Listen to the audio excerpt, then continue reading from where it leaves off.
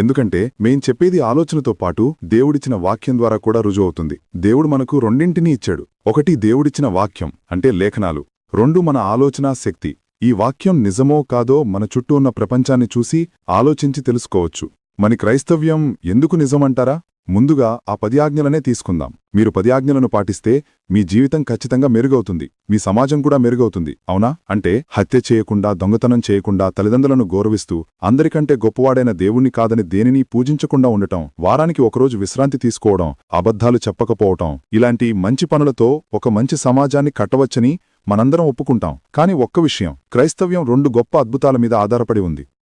ఒకటి, సృష్టి. ప్రతిదానికి ఒక ఆరంభం ఉందని అందరూ నమ్ముతారు. ఆదియందు దేవుడు భూమిని, ఆకాశాన్ని సృష్టించాడు. రెండవది, పునరుత్థానం. చరిత్రలోనే అత్యంత గొప్పగా, స్పష్టంగా ఆధారాలున్న అద్భుతం యేసు చనిపోయి తిరిగి బ్రతకటం. అది నిజమని మేం నమ్ముతున్నాము. దేవుడు లేడనే వాళ్లు పునరుత్థానాన్ని కాదనాలంటే కొన్ని ప్రశ్నలకు జవాబు చెప్పాలి. యేసుక్రీస్తు ఎవరు? ఆయన శరీరానికి ఏమైంది? ఆయన అనుచరులందరూ ఆయన కోసం ఎందుకు ప్రాణాలు అర్పించారు? అసలు ఆ సంఘటనను చూసిన మొదటి సాక్షులందరూ ఆడవాళ్లే ఎందుకు? అప్పటి కాలంలో ఆడవాళ్ల మాటకు విలువ ఇచ్చేవారే కాదుగదా. మరి ఇంతమంది ప్రత్యక్ష సాక్షులు యేసుక్రీస్తు మృతులలో నుండి లేచాడని ఎందుకు చెప్పారు? కాబట్టి ఈ బోధనంతా మీరు నమ్మాలని నేను కోరటం లేదు, కాని ఆ ఒక్క సంఘటన మీదే ఆధారపడి ఉంది. ఇది యోనా, తిమింగలం గురించో, ఎర్ర సముద్రాన్ని చీల్చడం గురించో కాదు. ఇది కేవలం సృష్టి, పునరుత్థానం గురించే. అంతే. ఆ 2 నిజమైతే బైబిల్లో ఉన్న మిగతావన్నీ కూడా నిజమే. అర్థమైందా? అవును, నాకు అర్థమైంది. దేవుడు లేడనేవాళ్లు క్రైస్తవ్యాన్ని తప్పుపట్టడం చాలా కష్టం.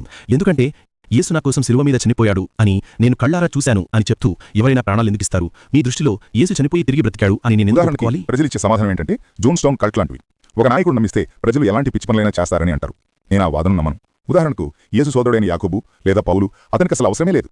ఒకప్పుడు సౌలుగా ఉండి క్రైస్తవ మార్గాన్ని అనుసరిస్తున్న యూదుని హింసించి మంచి జీవితం గడిపిన అతను క్రీస్తుని కలుసుకున్నాక జైలులో దారుణమైన హింసను పొందాడు. లేదా తలక్రిందులుగా సిలువ వేయబడిన పేతురు, తోమా ఇలాంటి వాళ్ళు అలా చనిపోవడానికి అసలు వారికి కారణమే లేదు.